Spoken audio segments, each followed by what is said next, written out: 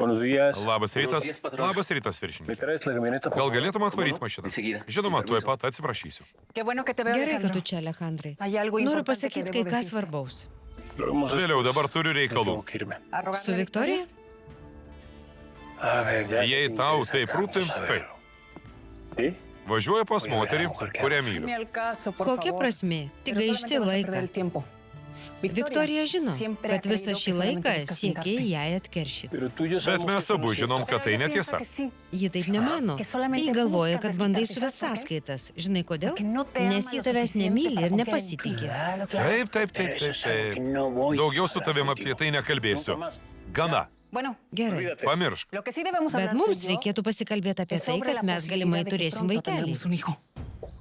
Man atrodo, aš laukiuosi. Nebežinai, ko griebtis, Lukrecija. Ką? Žinau, ko sieki su teta Debora. Kada jūs sugalvojat?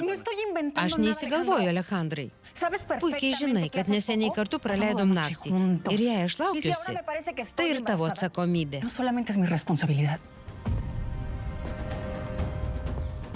Lukrecija nemeluoja?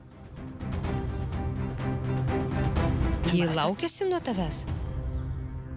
Yo te di un amor muy sincero.